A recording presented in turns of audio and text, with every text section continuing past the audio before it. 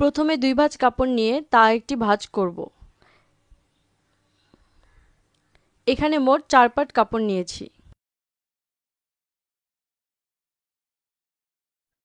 এই পালাজ্জের লম্বা হবে 34 ইঞ্চি, তাই কোমরের রাবারের বেল্টের জন্য 3 ইঞ্চি নিয়ে এরপর থেকে 38 ইঞ্চি পর্যন্ত দাগ কাটব।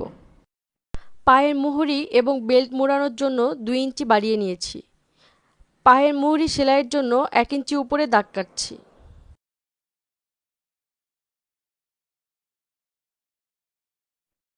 বত্রিশ ইঞ্চি কোমরে রাবার লাগানোর জন্য আমরা 40 ইঞ্চি কাপড় রাখব। এখানে কোমরের মাপ 40-এর 4 ভাগের 1 ভাগ 10 ইঞ্চি মাপ নিব। সেলাইয়ের জন্য 1 ইঞ্চি বাড়িয়ে দাগ কাটছি। পালাজ্জোর হাই হবে লম্বার 3 ভাগের 1 ভাগ। আমরা এখানে 36-এর 3 ভাগের 1 ভাগ 12 ইঞ্চি নিব। সেলাইয়ের জন্য আরও 1 ইঞ্চি বাড়িয়ে দাগ কাটলাম।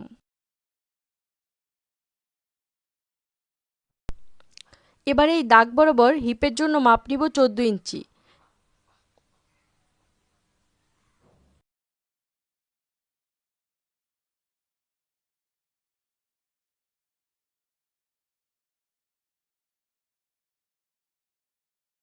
এবার হিপের এবং হাইয়ের দাগ মিলিয়ে 1 ইঞ্চি কার্ভ করে নিব।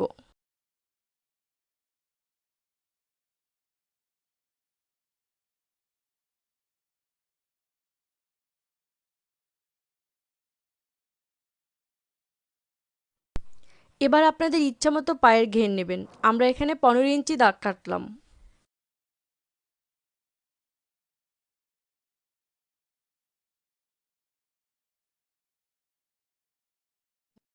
এবার হিপের সাথে দাগ মিলিয়ে নিব। সেলাইয়ের জন্য 1 ইঞ্চি ভিতরে দাগ কাটছি।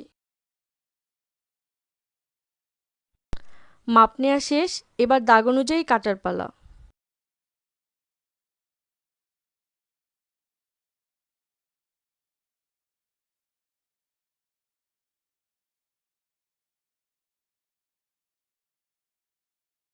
পায়ের সাইডটা যেন ঝুলে না থাকে, এজন্য আমরা মুহুরিটা একটু কার্ভ করে কাটছি।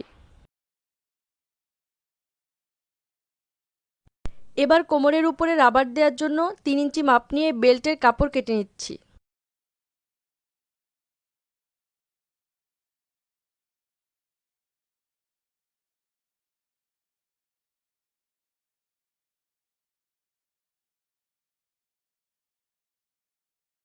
বেল্টের কাপড়টি কোমরের সমান লম্বা রাখব।